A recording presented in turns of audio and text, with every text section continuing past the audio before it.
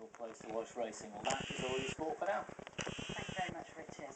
Next, the story of one woman's almost unimaginable struggle, her strength and her survival. Rachael Wakefield suffered breathing problems as a teenager. Test after test revealed no cause. No cause meant no treatment. She needed new lungs if she was going to live. A year and a half ago, at just 20 years old, Rachael was sent to a hospice. Everyone thought she was going to die. But she amazed the medics. She hung on, attached to an oxygen tank, and 3 months ago had a double lung transplant, and is well enough now to join us in the studio with her surgeon, Liz Yonan. And one has to say, Rachel, you look absolutely terrific. I mean, how do you feel? I feel great. It's just so much of a difference. Well, you say it's a big difference. I mean, how different is it? What are you able to do now that you couldn't do just before you went into hospital? I'm able to breathe, is the main thing. Because you were attached to the oxygen, weren't you? Yeah. And that, you had to be on that most of the time. Yeah. To see you there, you just look so different now. I mean, your eyes are closed, you just look so exhausted. What's it like to constantly struggle to breathe? Like now, I don't think about breathing. Then I just think about where the next breath is coming from. Really? Just constant. No, you could never. What about when you slept? Could you breathe properly when you slept? No. And now? No. Don't even think about it. It's incredible, really, isn't it? So, Liz, just how important was it for Rachel to have that operation when she had it? I mean, how close were things? Well, I remember when we saw her assessment and we saw her Christmas the party for the transplant patient, and she was really struggling at that time.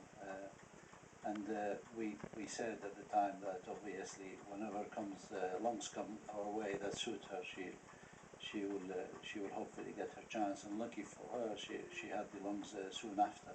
So I think her wait wasn't that long, which was very good news for her, because I don't think she was doing very well. I mean, I think, you know, during her period when she was ill, she had to be admitted twice to intensive care because she stopped breathing. So her condition was pretty poor before the surgery. And Rachel, was there a point when clearly you went into hospice about 15, 18 months ago?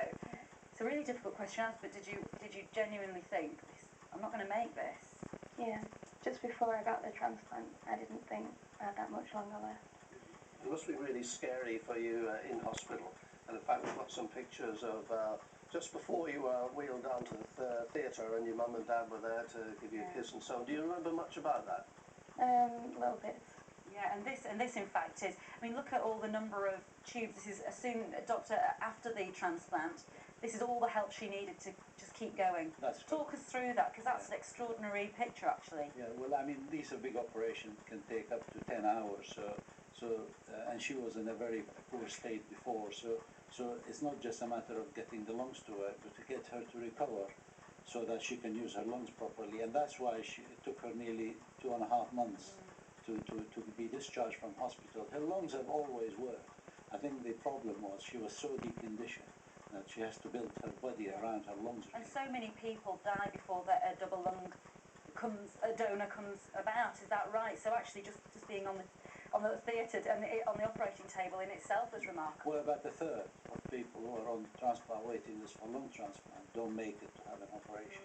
It's a major problem, and this opportunity for us to show what lung transplant can do. It hopefully make people think about donating organs when obviously the and that's why you're doing all this, Rachel, isn't it? Yeah. And, I mean, it was a 11-week recovery, a very successful operation, and came the moment when you took your first steps. I mean, how important was that for you? What was that like? It was amazing, just taking my first steps after being in bed for so long. And you must have been thrilled at that moment too. This was real progress. Yeah, I mean, we kept kind of teasing her just to get her, you know, energized. You two have that sort of relationship. It is important when you, as you say, you've been in for such a long time. You have to make life a little bit more interesting, and hospitals are not the best place. So I think the psychology worked quite well with and I think her recovery was really very, I would say, immaculate in that despite she was so ill, she had the hunger to do well and succeed and leave hospital, and I think she left in very good time. And you two have quite a special relationship now, I guess. Well, I think we see her 2 or 3 times a day, every day, so that builds up the relationship, and we kind of, you know, this is our life, we always there. I mean, she knows Saturdays, Sundays, and Rachel, you can now plan for the future, of course. I mean, what are the things you're looking forward to doing that you couldn't have believed you'd do a few months back? Just the fact that I've got a future to plan for is a noble thing. And I'm just looking forward just to a normal future now. Go Yeah, out, with go out with all your Yeah, friends, I was just going to say, yeah. out with your friends or Driving whatever, lessons. etc. It just must be a fantastic feeling. Yeah, definitely. Well, thank you so much for coming in here. It's great to talk to you. Thank you. Excellent.